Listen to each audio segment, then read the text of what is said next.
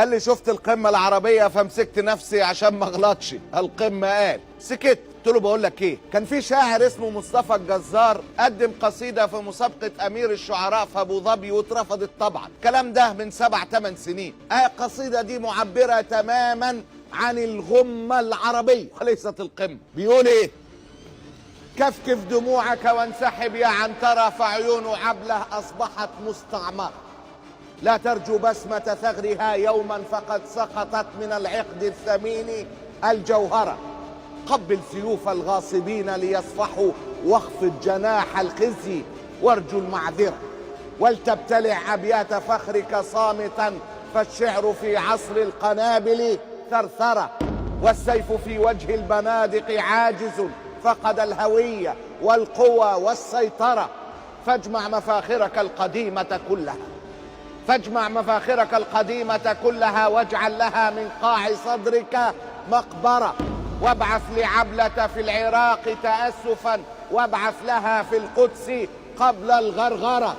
اكتب لها ما كنت تكتبه لها تحت الظلال وفي الليالي المخبرة.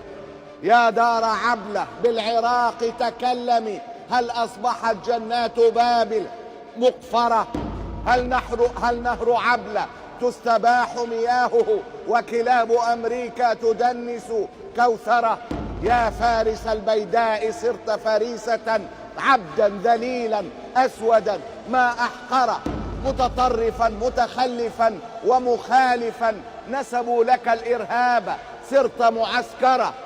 عبس تخلت عنك هذا دأبهم، عبس تخلت عنك هذا دأبهم.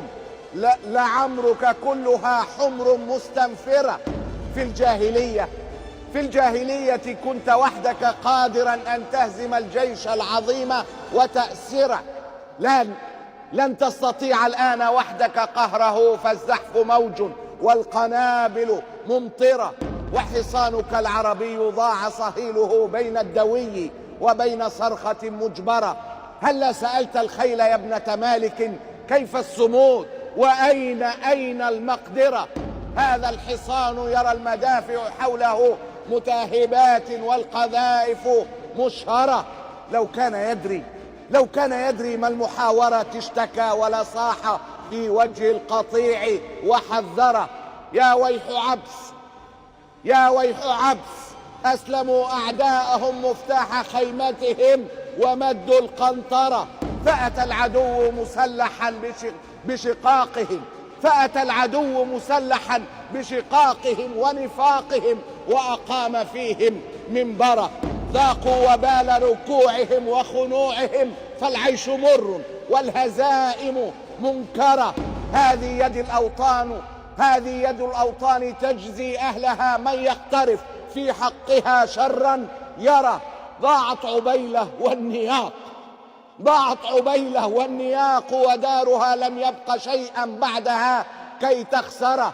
فدعوا ضمير العرب يرقد ساكنا في قبره، وادعوا له بالمغفرة. عجز الكلام عن الكلام، وريشتي لم تبق دمعا أو دما في المحبرة. وعيون عبلة لا تزال دموعها تترقب الجسر البعيد لتعبره. الله غالب.